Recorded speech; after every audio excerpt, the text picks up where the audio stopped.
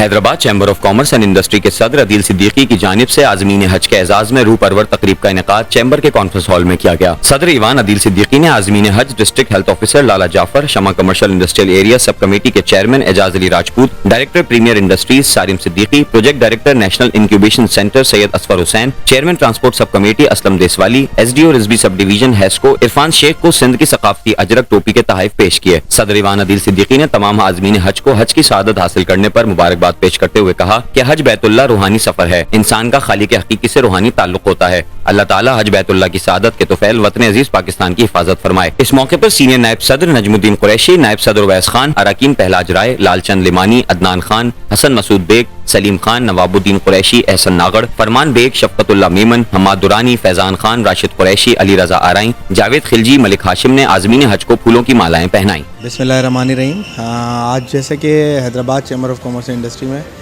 President عدیل صدیقی صاحب کی طرف سے تمام حاجیوں کے لیے ان کے آنر میں ایک لنچ رکھا گیا تھا، اور تمام حاجی ہمارے جس میں ڈی ایچ او لالا جعفر صاحب، اسلم دیسوالی صاحب، علی اعجاز راجپوت صاحب، اور ہمارے ایس ڈی او عرفان صاحب، اور ایک بلال صاحب،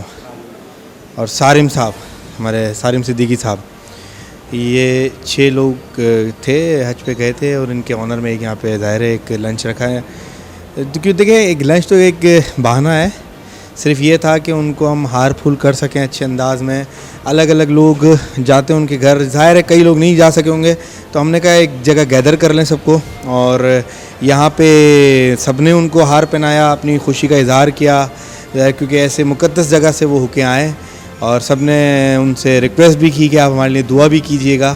اور ہم بھی اللہ پاک سے دعا کرتے ہیں آپ کے چینل کے توسط سے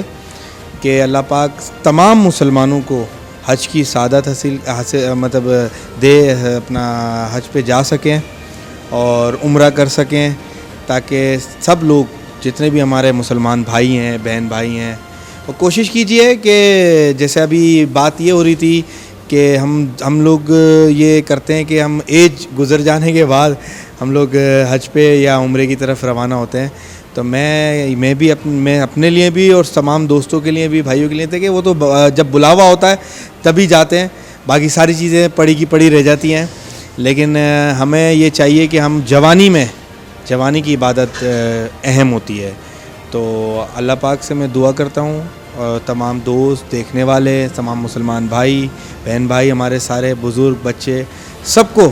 اللہ پاک جلد سے جلد حج پہ عمرے پہ بھیجے۔ Thank you so much.